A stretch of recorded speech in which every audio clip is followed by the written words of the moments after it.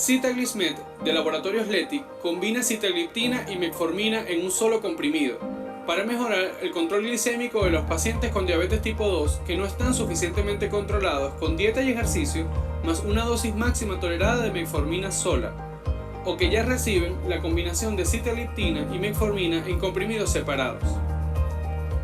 La combinación de sitagliptina y metformina en un mismo comprimido ayuda a muchos pacientes a reducir las concentraciones de glucosa en sangre hasta su objetivo de tratamiento, mediante la acción de la sitagliptina, que es un inhibidor de la DPP-4, y la metformina, actualmente considerado uno de los pilares en el tratamiento de la diabetes. Tiene una presentación de 30 comprimidos que contienen 50 mg de sitagliptina y 500 mg de metformina. La combinación de sitagliptina y metformina en un mismo comprimido no se ha asociado a aumento de peso ni a mayor riesgo de hipoglicemia en comparación con metformina sola, y actúa sobre los tres efectos principales de la diabetes: el déficit de la producción de insulina por las células betas del páncreas, la resistencia a la insulina y el exceso de producción de glucosa por el hígado.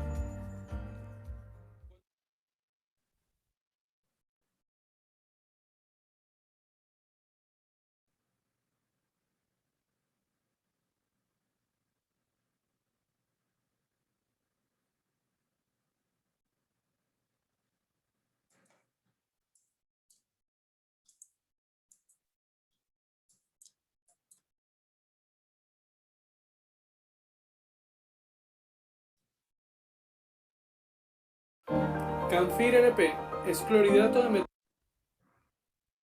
metformina de liberación programada. La metformina sigue siendo el fármaco de primera línea en el tratamiento de los pacientes con diabetes tipo 2. Su presentación es de 30 comprimidos de doble cubierta entérica. Su efecto antihiperglicemiante se atribuye a la disminución de la producción hepática de glucosa, al aumento de la sensibilidad de la insulina por el tejido muscular, y además la metformina retrasa la absorción intestinal de glucosa.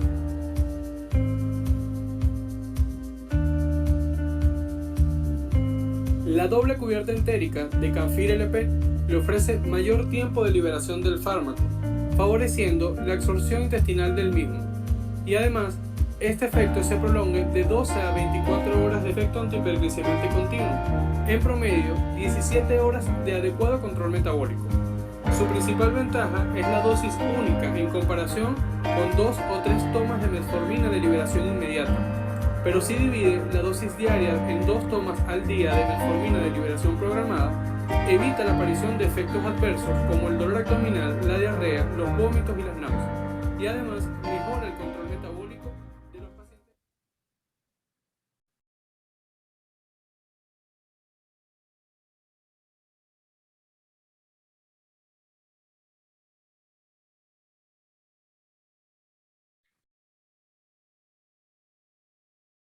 Buenas tardes, estimado doctor. Muy buenas tardes. Bueno, bienvenidos a los presentes. Mi nombre es Pastor Galicia, Chief Medical Officer de Laboratorios Leti. Hoy tengo, bueno, el placer de poderles llevar unas palabras acerca de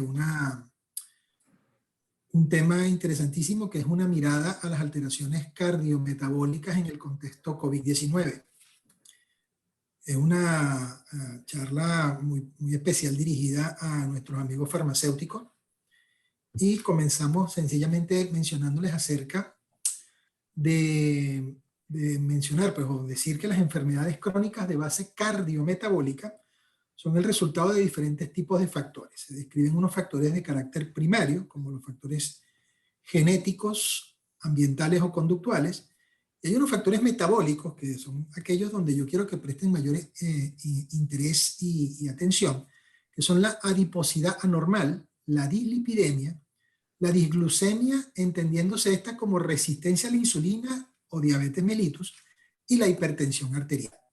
Estas en su conjunto conforman una entidad clínica a la cual denominamos síndrome metabólico. Cuando vamos desgranando una por una, nos damos cuenta, por ejemplo, que la obesidad es un problema mundial importante. Eso no hay ninguna duda. Según la Organización Mundial de la Salud, ya cerca de 2.000 millones de personas mayores de 18 años tienen sobrepeso u obesidad. Eso es cifras año 2016. Y 40 millones de niños menores de 5 años tienen sobrepeso u obesidad. Esas son cifras 2018. Es decir, eso traduce una enorme cantidad de seres humanos con el problema de obesidad. Súmele a eso el tema de la dislipidemia.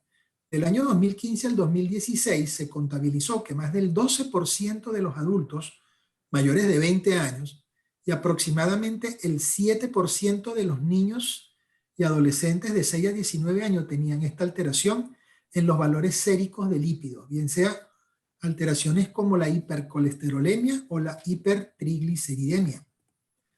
La diabetes, por su parte, es un problema mundial que ya afecta aproximadamente a 463 millones de personas en todo el planeta. Esas son cifras del año 2019, pero se espera que aumente a un 51%, es decir, a 700 millones para el año 2045. Alrededor del 90% de estas personas padece diabetes mellitus tipo 2.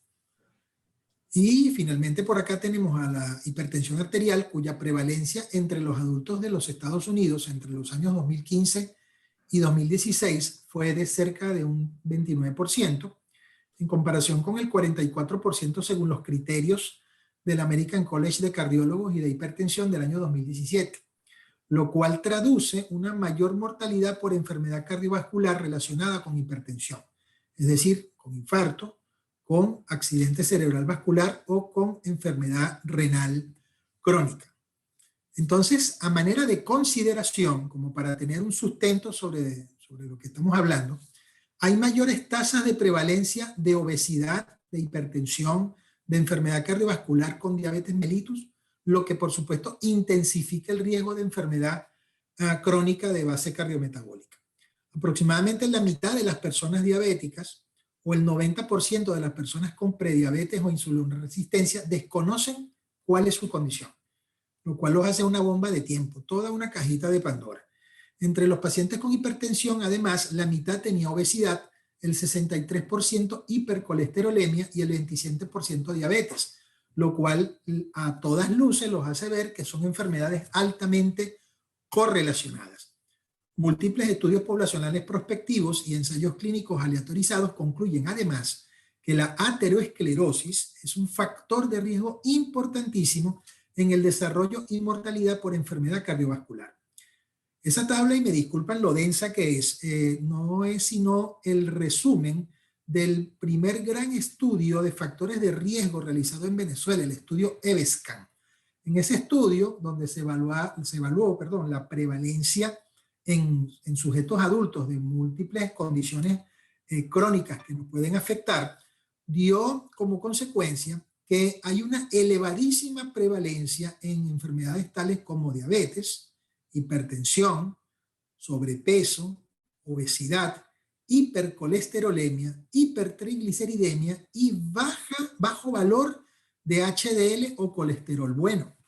Si a eso le sumamos, además, estos hallazgos interesantísimos, donde también se encontró una significativa prevalencia de los síntomas de ansiedad, de los síntomas de depresión, la inactividad física y el hecho de fumar, hacen, sin duda alguna, que el riesgo cardiovascular a 10 años para la ocurrencia de un evento fatal, pues aumente.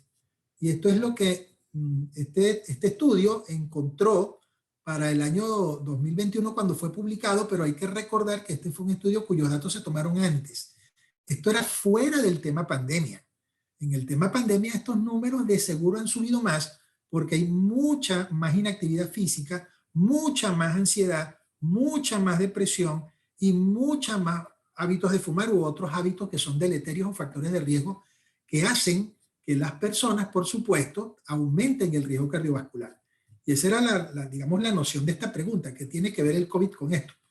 Ya se los acabo de mencionar. El COVID como tal es una entidad clínica que nos tomó por sorpresa a todos en el mundo entero y que hoy por hoy, entendiéndose como una enfermedad de la cual aprendemos todos los días un poquito, hoy por hoy, por ejemplo, sabemos que el COVID es mucho más severo en personas con enfermedades cardíacas, con enfermedades respiratorias, en personas fumadoras, en personas con obesidad, en personas inmunodeprimidas, es decir, en personas con cáncer, HIV, mujeres embarazadas, en niños muy pequeños o en personas ya bastante mayores. Entonces, si a esos riesgos inherentes ya y reconocidos con el COVID le sumas todos estos riesgos de enfermedad cardiometabólica que les acabo de mencionar, pues estamos digamos, en un interesante problema, ¿no? Hablando un poquito de COVID en cuanto a su inmunopatogenia, recordarles nada más que una vez que una persona es expuesta al virus, pasa un periodo de tiempo donde en un sistema, digamos, inmunitario normal o sano, ocurre una respuesta antiviral de carácter normal, donde hay una replicación de la infección por una parte, pero también por otra parte hay una defensa propia del organismo, mediada por interleuquinas y factor de necrosis tumoral alfa. Hay un proceso inflamatorio donde pues, estas células de la defensa van depurando toda esta infección y posteriormente hay un control de la misma por neutralización mediante anticuerpos, la opsonización por anticuerpos, por linfocitos natural killer, la fagocitosis de los virus, y por supuesto eso da como consecuencia la recuperación de la persona y la generación de anticuerpos de memoria. Esto, aunque no lo parezca por las cifras que hemos escuchado por la calle, esto es lo que pasa en la mayoría de los casos. La exposición al virus lo que genera en todos nosotros es una respuesta inmunitaria que es óptima y que evita precisamente que nos volvamos a enfermar o que podamos enfermar de forma severa. Sin embargo, y esto es una cosa que también hay que decirlo, porque entonces hay tantas personas que yo escucho que están graves o que se mueren o estas cosas, porque no todo el mundo tiene una respuesta inmunitaria normal. Hay personas que tienen respuestas inmunitarias anormales, es decir, que todos aquellos elementos de la celularidad que yo les mencionaba, que si las células natural killer, los linfocitos T, la producción de interleuquina y todas esas cosas, por un lado, la respuesta celular es mala, así como la respuesta humoral o inmunológica, lo cual hace que ese proceso inflamatorio se haga crónico. Eso es lo que se conoce con el nombre de tormenta de citoquinas.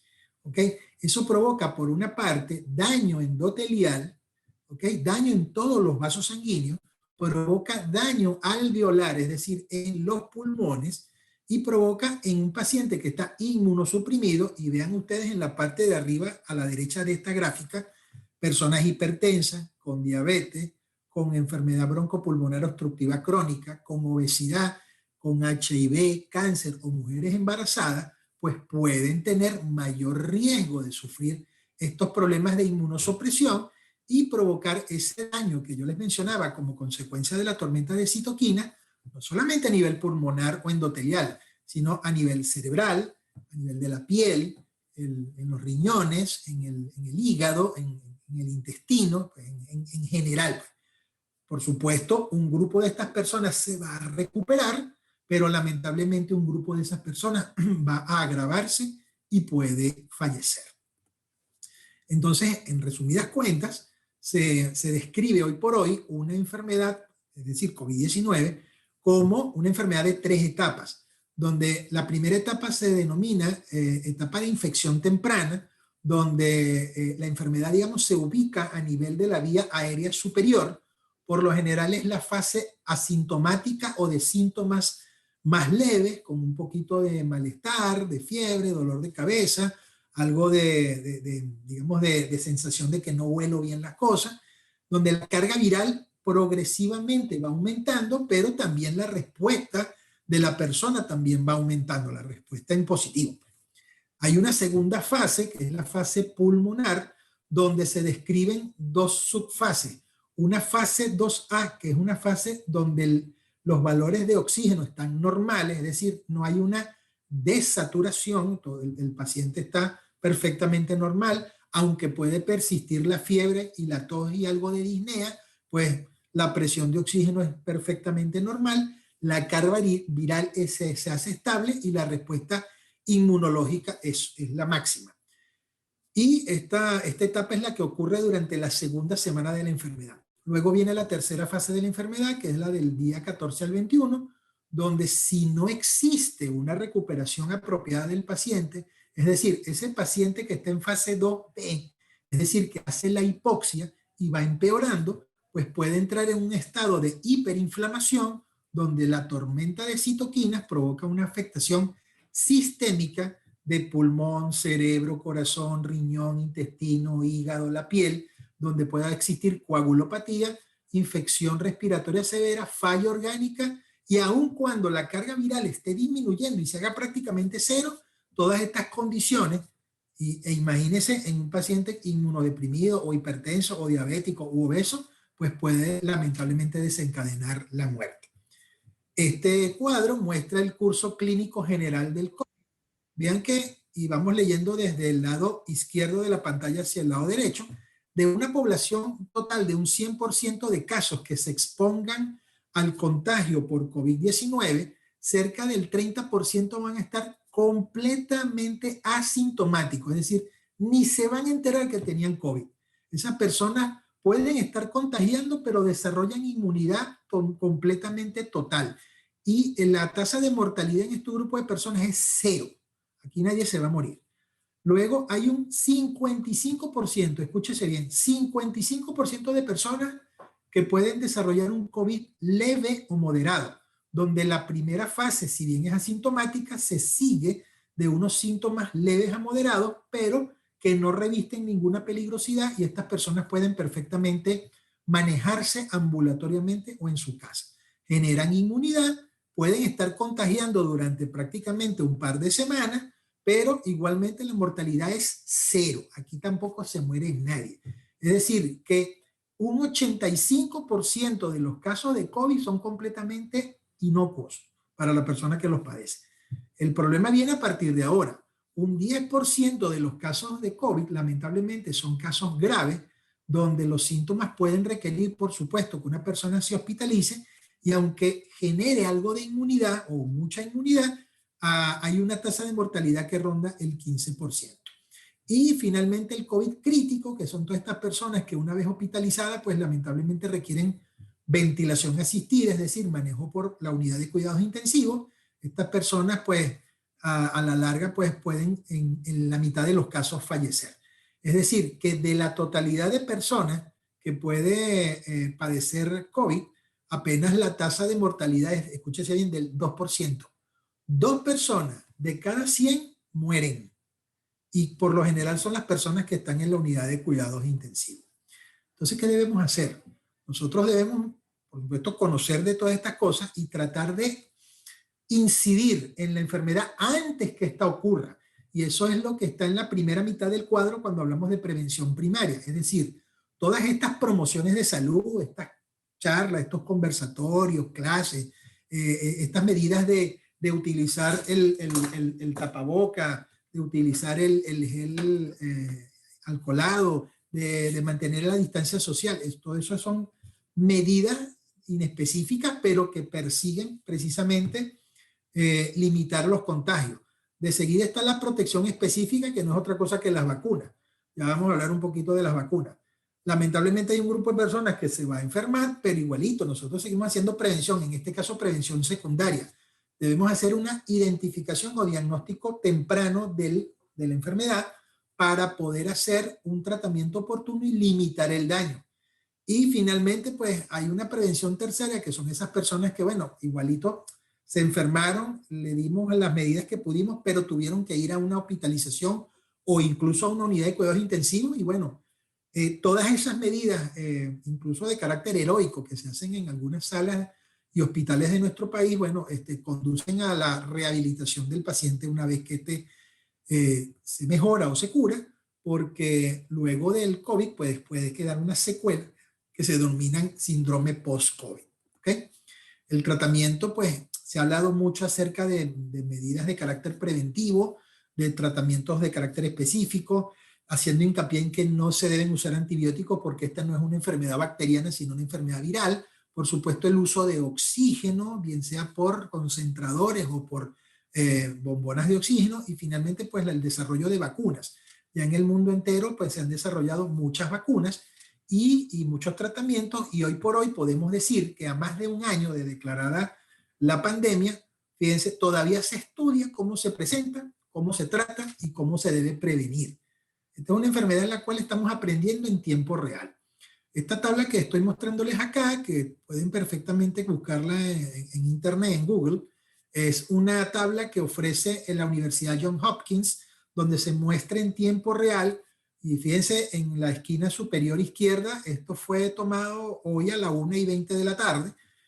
Teníamos ya 191 millones de casos en todo el mundo, 4 millones de fallecidos.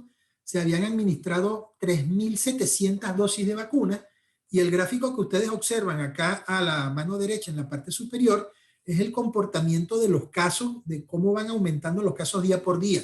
Y si ustedes ven ese cachito que hay del lado derecho de la gráfica, les está indicando que esa es una nueva ola de casos que se está mostrando en el mundo, y ustedes se preguntarán, mire, ¿y por qué hay casos si ya hay vacunas y se están vacunando?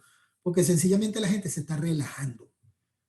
Se está relajando. Ay, me vacunaron, ya yo me quito el tapaboca. No, es que yo no he visto que en realidad nadie se muera, sino son los viejitos nada más. Realmente ellos tienen más riesgo, pero cualquiera de nosotros puede enfermar gravemente y morir. De hecho, si ven la gráfica que está más abajo en blanco, la curva que está más a la derecha está más alta que el resto. Esos son los fallecidos por día. Fíjense que la contabilización de fallecidos por día en el mundo es todavía bastante elevada. Y se preguntarán, ¿y para Venezuela qué? Aquí están los valores absolutos. Para Venezuela hasta la fecha se han diagnosticado cerca de 300.000 casos, 3.400 fallecidos, y se han administrado apenas 4 millones de vacunas. Y si ustedes ven la gráfica en color rojo, al lado derecho, ven que todavía estamos en números muy altos. Y el Ejecutivo Nacional piensa, bueno, vamos a relajar todo y vamos a eliminar el 7+7. En realidad, la gente lo que tiene que entender es que esta enfermedad llegó para quedarse, y que tenemos que tomar conciencia de manera individual para poder ayudar de forma colectiva. Si usted entiende que usted se tiene que proteger usted va a proteger al resto de las personas.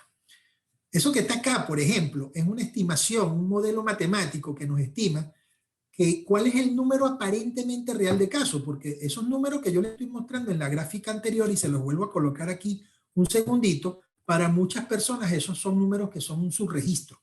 Lo que ustedes ven en la parte, en la línea más inferior, es el número de casos confirmados. Y ustedes ven que hay 3 líneas que van hacia arriba. Esos son escenarios probables. En el mejor de esos escenarios, el número de casos reales duplica al número de casos oficialmente confirmados. Y en el escenario más pesimista, el número de casos puede multiplicarse hasta por 10.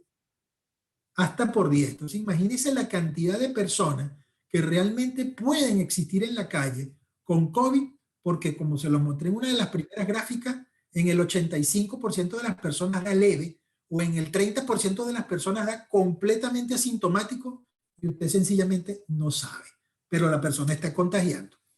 Este gráfico lo tomé hoy mismo.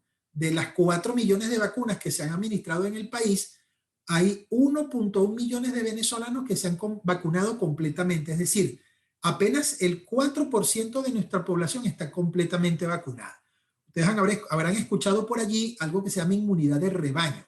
Ese es el mínimo de personas en una población que debería estar vacunado para lograr que todas las demás personas rara vez se puedan enfermar.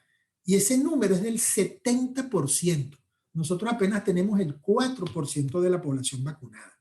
Al ritmo que se está vacunando actualmente, nosotros pudiéramos alcanzar ese 70% probablemente para unos 2 años. Calculen por ahí la cosa. Entonces, hay mucho por hacer por cada uno de nosotros para evitar este flagelo. Y estoy hablando solo de COVID.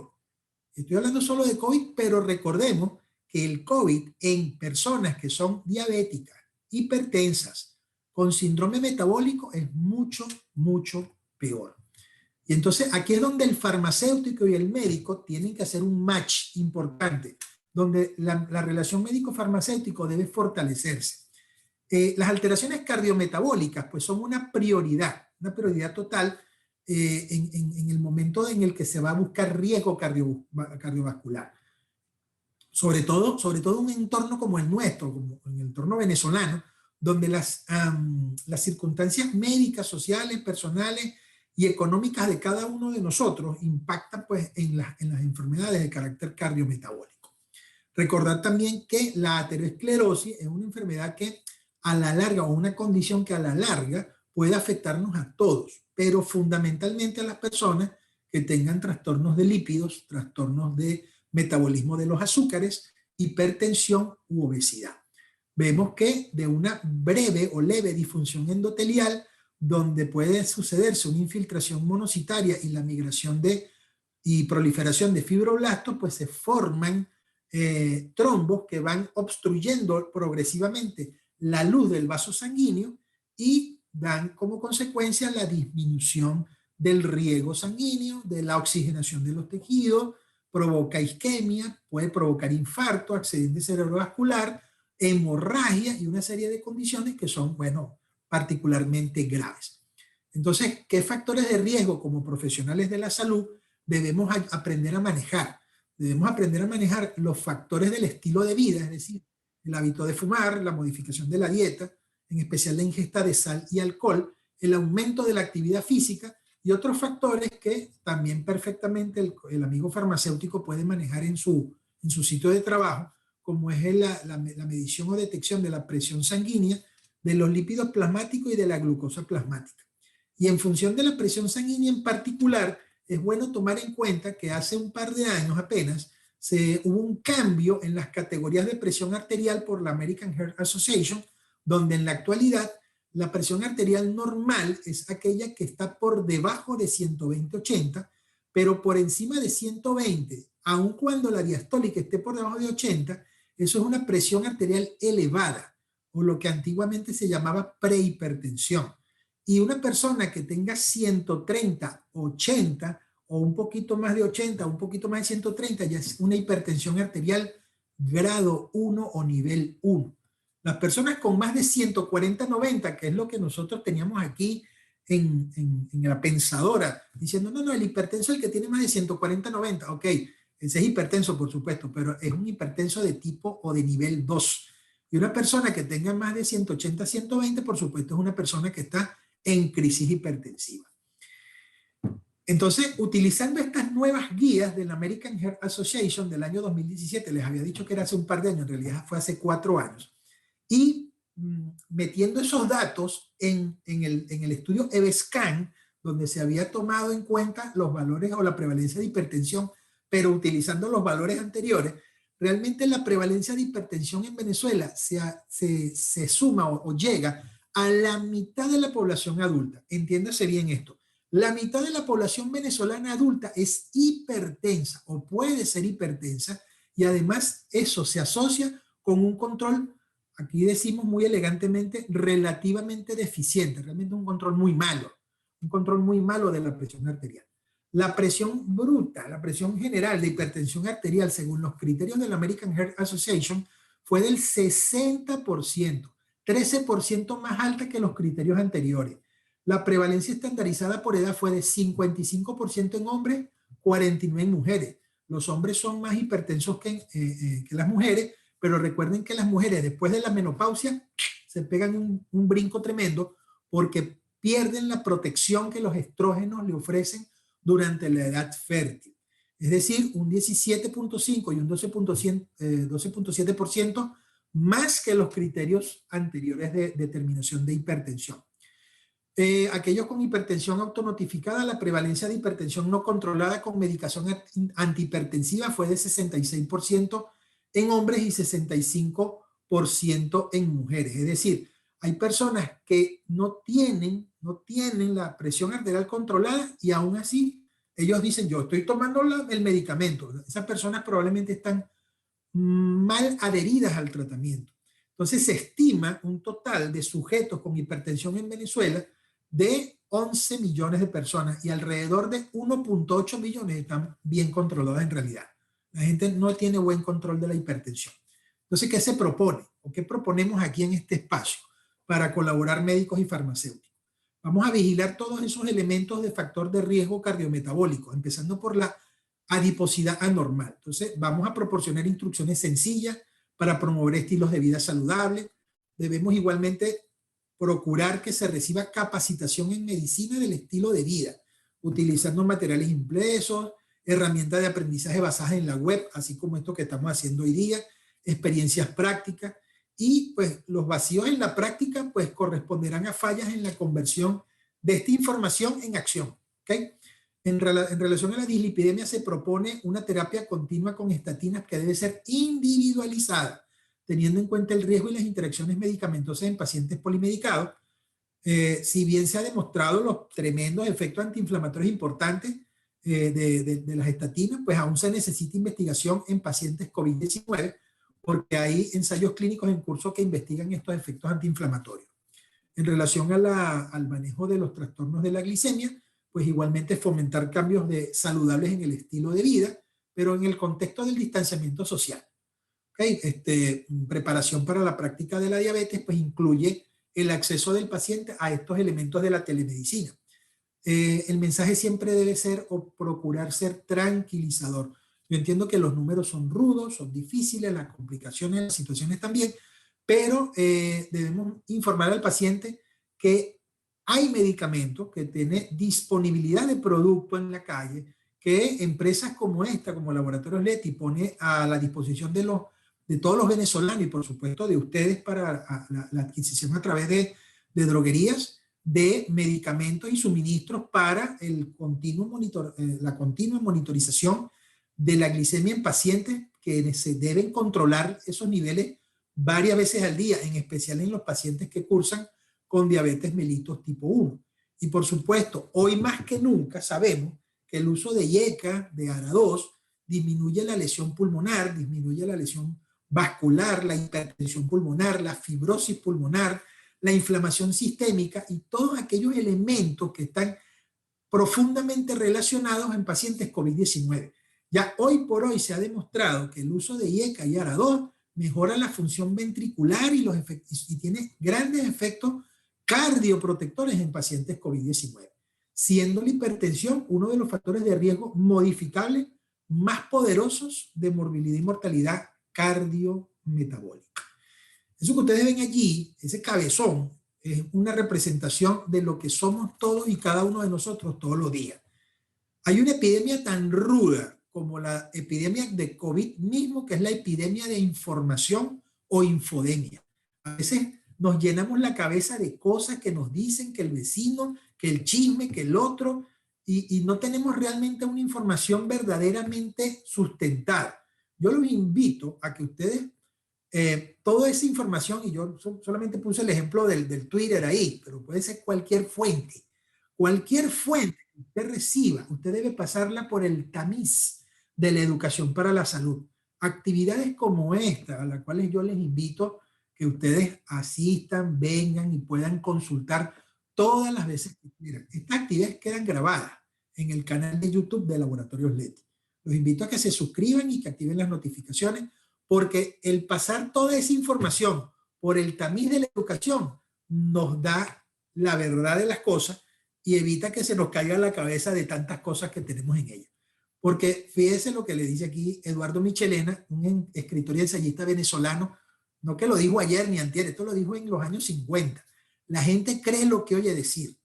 La gente cree lo que oye decir, aun cuando esté viendo lo contrario.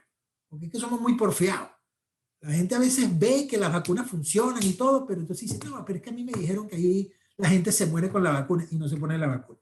Amigo mío, póngase la vacuna, ¿ok? ¿Qué se van a llevar para la casa? Mensaje clave, debe consultar al médico. Esto es una cuestión donde la consulta al médico es importantísima, donde debe informársele al paciente que debe evitarse en lo posible la automedicación, que deben adquirir sus medicamentos solo en locales autorizados, que como cualquier medicamento, en especial en las terapias hipoglicemiantes o antihipertensivas, esta debe ser individualizada y solo debe ser indicada o ajustada por el facultativo. Entonces, bueno, no queda sino agradecerle su presencia en nombre del Gran Laboratorio de Venezuela, Laboratorios Leti, su asistencia y atención a este conversatorio. Agradecidos una vez más, y si tienen alguna pregunta, bueno, este es el momento. Muchas gracias.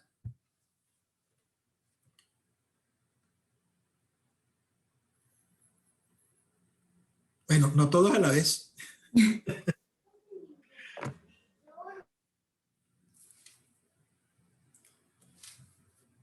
Si no, pues muchas gracias por su Buenas atención. tardes, muchísimas gracias al doctor Pastor Galicia por compartir con nosotros esta excelente ponencia dirigida al target farmacéutico, que es una de las primeras fuentes que recibe ese paciente que está ávido siempre pues de una recomendación, de un contacto directo pues en el punto de venta. Agradecido con este espacio, doctor, por difundir estas medidas preventivas y educativas para este grupo de farmacéuticos que batallan con el día a día en esa interacción directa con el paciente. Si alguno de los colaboradores presentes o participantes quiera bien hacerle alguna consulta al doctor, pues los escuchamos o lo pueden escribir por el chat. Pueden hacer uso de la herramienta de levantar la mano para tener derecho a palabra. También aquí aprovechamos que estamos en petit comité y pueden perfectamente hacer su intervención, como bien refiere Yarubay, en directo. Mientras, doctor, yo aprovecho y le hago una consulta muy que me quedó cuando conversaba sobre la parte de la carga viral. Me quedó la duda en cuanto a si el paciente diabético e hipertenso, que es un paciente delicado con un proceso inflamatorio, ¿eso impactaría o aumentaría en mayor proporción la disminución de esa carga viral? En realidad, cuando ocurre una exposición a un agente biológico, entiéndase un virus, como en este caso, una bacteria, un parásito, lo que sea, se genera por parte del hospedero, o sea, de la persona, una respuesta. ¿Okay? Esa respuesta es de dos clases, una respuesta celular y una respuesta humoral. La respuesta celular es la presencia de todas esas células que de manera inespecífica tratan de capturar ese cuerpo extraño, ese virus, y generar posteriormente anticuerpos. Por su parte, el virus intenta colonizar cada una de las células donde se mete dentro del organismo para poderse replicar, porque ella por sí sola no lo puede hacer. Necesita de una célula para entrar en ella, robarse la información genética de esa célula y poderse multiplicar muchas veces. Entonces hay un balance entre lo que se llama la carga viral, que es lo que produce la enfermedad, y la respuesta humoral o los anticuerpos, que son los que utiliza la persona para defenderse. En un paciente diabético, un paciente hipertenso, un paciente disminuido inmunológicamente, la carga viral se va a producir más o menos a la misma velocidad en la que se puede producir en una persona normal. Lo que pasa es que en la persona que no tiene estas defensas bien estructuradas, la respuesta inmunológica, en lugar de ser así óptima, va a ir mucho más lenta y por eso la enfermedad tiende a ser más grave. Es un desbalance entre la cantidad de virus presente y la cantidad de elementos para defenderse la persona que tiene en ese momento. El paciente diabético, el paciente con enfermedad crónica de base cardiometabólica está indefenso ante un virus como este. Excelente, agradecida doctor por su aclaratoria. Quiero una vez más pues agradecerle este espacio por compartir con nosotros y con el target farmacéutico, agradecerle a los participantes por dedicar un tiempo para esta educación a medida preventiva, a representación de la farmacia Amazonia que nos acompaña, al resto de los participantes, Erika Valera, Carlos, por acá, y a nuestro equipo de promocional, a nuestro equipo de ventas de Caracas, quien tiene una buena representación el día de hoy, pues agradecerles también que nos acompañen en esta tarde. Agradecida y bueno, éxitos y nos volveremos a ver en nuevas oportunidades. Por acá tenemos una pedida de palabra. Adelante. Y lo que pasa es que por acá tengo un mensaje en privado del amigo Jaime Riva. Él me pregunta que si los recién nacidos con sobrepeso pueden llegar a tener trastornos metabólicos al ser adultos. La pregunta en primer lugar es muy interesante porque da lugar a un tema que En el área de pediatría se ha discutido mucho, que es el de los primeros 1000 días de vida del niño. Todo lo que ocurre en los primeros 1000 días, es decir, durante el momento en que nace, que empieza a partir del momento en que se gesta el bebé. Es decir, todo el embarazo y los primeros 2 años de vida. Lo que pasa en ese momento constituye una marca epigenética que es muy difícil de cambiar después. Entonces, un niño con sobrepeso, sí, la respuesta es esa. Puede tener mayor riesgo de tener trastornos metabólicos cuando él sea adulto. Es más, a veces esos factores, esos trastornos metabólicos no aparecen en la edad adulta, aparecen siendo adolescentes, que es mucho peor.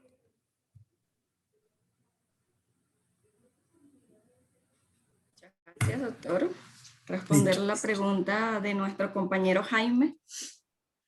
Vale.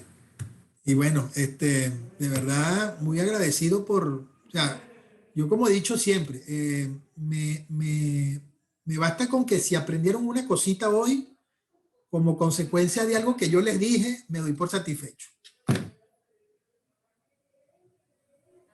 Le doy la palabra para cerrar esta actividad. Bueno, una vez más agradecido en nombre del Gran Laboratorio de Venezuela, Laboratorios Leti, por este espacio de educación continua, en este caso dirigido a los farmacéuticos, pero aprovecho la oportunidad para bueno, hacerlo extensivo a todas las personas que deseen buscar salud. Entiendo que el speech, como fue elaborado, buscaba digamos, puntualizar la importancia del trabajo conjunto que debe existir entre el médico y el farmacéutico para poderle brindar un servicio óptimo al paciente que con trastornos cardiometabólicos acude no solamente a la consulta del médico, sino que también acude al mostrador de farmacia. Entonces es importante que exista un buen match entre el médico y el farmacéutico para que hablemos el mismo idioma y sepamos el por qué es importante hoy por hoy prestarle mucha atención al control metabólico y al control de hipertensión y de peso de todos estos pacientes en el contexto actual de COVID-19. Hasta luego. Bueno, será hasta una próxima oportunidad. En nombre del Laboratorios Leti, agradecerle su presencia en la tarde de hoy. Y bueno, lo dejamos con un espacio de publicidad de nuestro portafolio y metabólico. Saludos a Erika Valera desde Locatel Barquisimeto, gran amiga. Gracias por estar presente.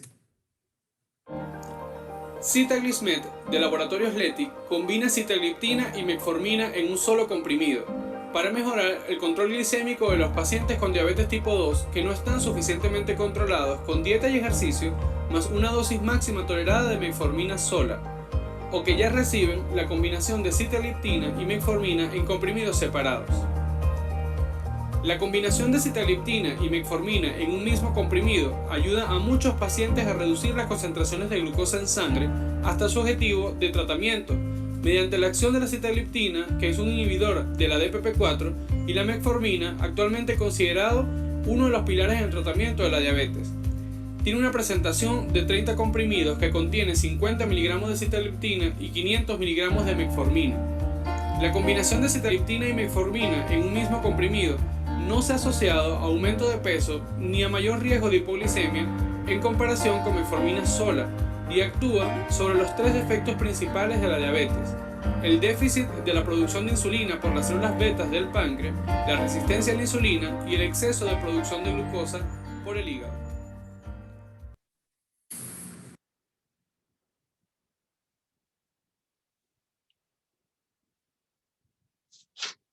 Bueno, muchas gracias. Y saludos a Julie.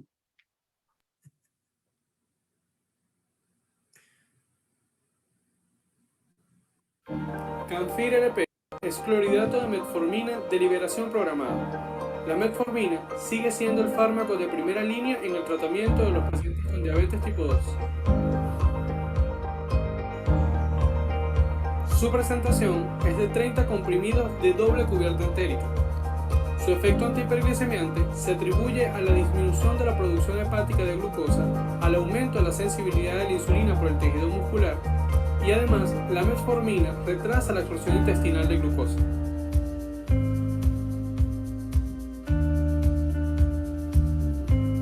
La doble cubierta entérica de Camphor LP le ofrece mayor tiempo de liberación del fármaco, favoreciendo la absorción intestinal del mismo, y además este efecto se prolonga de 12 a 24 horas de efecto antihiperglicemiante continuo, en promedio 17 horas de adecuado control metabólico. Su principal ventaja es la dosis única en comparación con 2 o 3 tomas de metformina de liberación inmediata, pero si divide la dosis diaria en 2 tomas al día de metformina de liberación programada, evita la aparición de efectos adversos como el dolor abdominal, la diarrea, los vómitos y las náuseas, y además mejora el control metabólico.